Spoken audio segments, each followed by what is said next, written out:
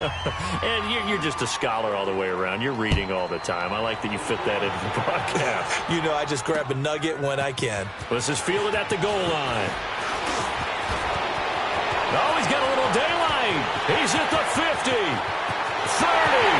past the 20, and he will score. It's a touchdown. Nyheim Hines taking it goal line to goal line, 100 yards. And the Texans will add on to their lead.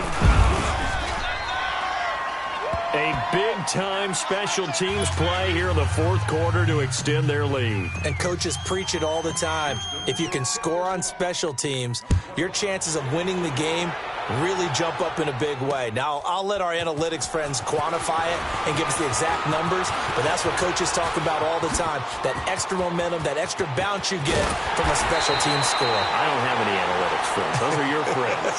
I'll claim them. There's no downplaying that we all knew that this was a critical possession, and to get a return like that to start things off, that's the spark that they needed. That's the spark they were looking for. Good starting position for the Panthers as they come up 1st and 10. They'll run it now out of the gun. And he goes across midfield and down into Houston territory. They give him 4 yards there. It'll be 2nd and 6. He continues to struggle to find a crease to break off a big one and might need to just put that aside and just try and ram his way forward and get what He's got it at the 15.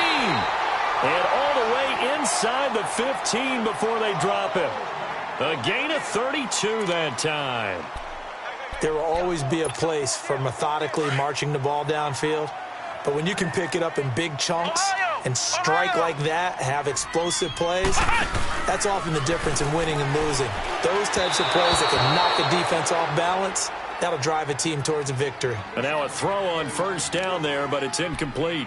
Well, not to get too overcritical there because he knows what he's doing, but his shoulders looked a little off kilter there when he threw that. I don't think you're being overly critical there. You're just analyzing it, and he gets those shoulders right, that pass will go from incomplete to complete. They'll run it now out of the gun. And effective running here. He'll take it down inside the 10. They get 6 here after the incompletion, and it'll leave them with a 3rd and 4. Despite the blitz, they're still able to pick up a nice solid gain. The disadvantage of blitzing often alters the normal spacing and run fits and leaves creases like they were able to exploit right there. Now Boykin.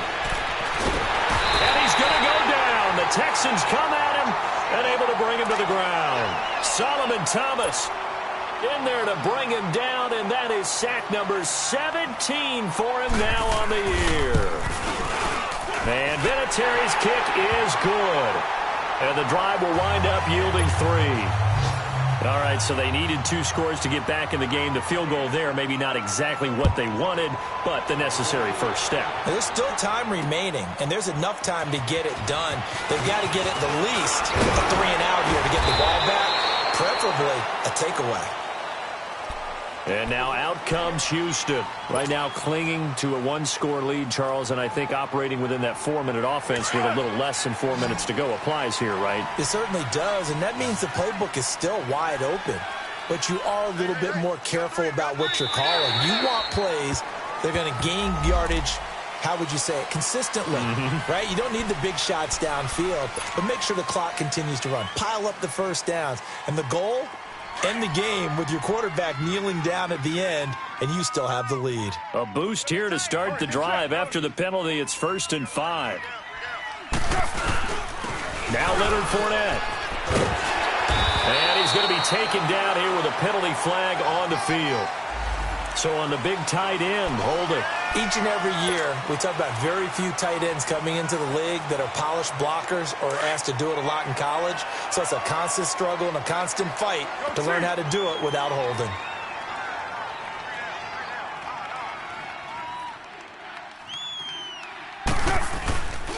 Now Fournette. 2 yards on the pickup. It'll be 2nd down. And when do they start thinking about burning these timeouts? They've got all 3 still defensively. To me, you have to start right now. Here's the time, and that means you've got to stop them on defense, not give up the yardage, use your timeouts in order to get the ball back and try and score yourself. But now is the time to start using those timeouts. And keep in mind, it'll also stop the clock at the 2-minute warning.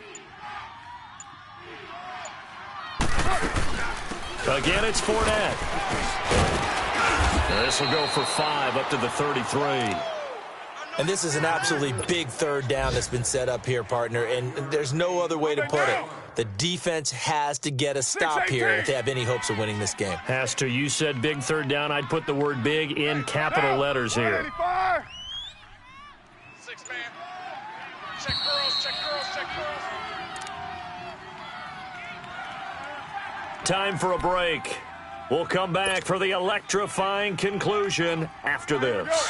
One of the bigger plays in the game thus far, and the crowd getting into it as we come up on a big third down.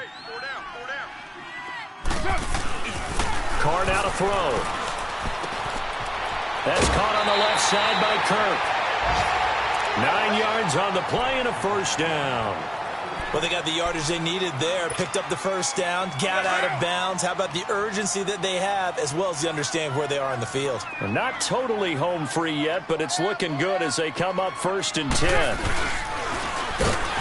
And he'll be brought down. Oh, that's a face mask. Certainly looked like it. Indeed, here come the flags. Wow, a personal foul at this stage in the 4th. Hard to believe. Really hard to believe, and now that glow of hope that you had begins to flicker out, doesn't it? Yep. After the penalty, a fresh set of downs. It's 1st and 10.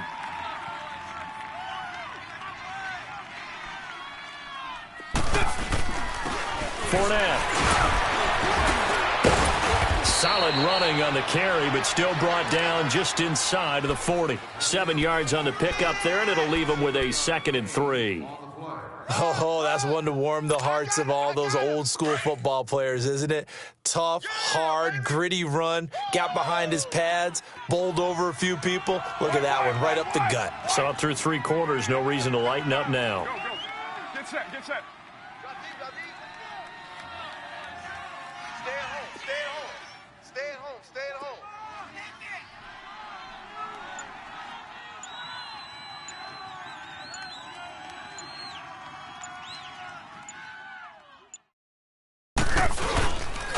They'll run it again with Fournette. And they'll be inside the 35 now at the 34-yard line.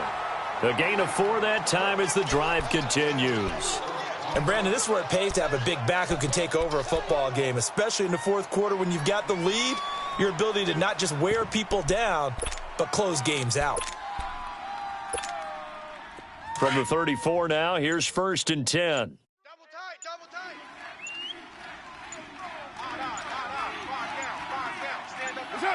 Defense still with 3 timeouts. We'll see if they want to use them here as the kneel down comes.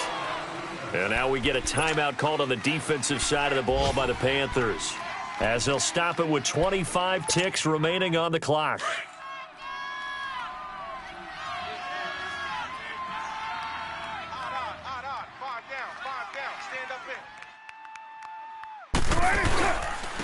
They'll run with Fournette. And now running. Look at this. Middle of the field. A breakaway. And he's in. Touchdown, Houston. A great play there. His 2nd touchdown of the afternoon. And the Texans will extend their lead. And the lead is up to 14.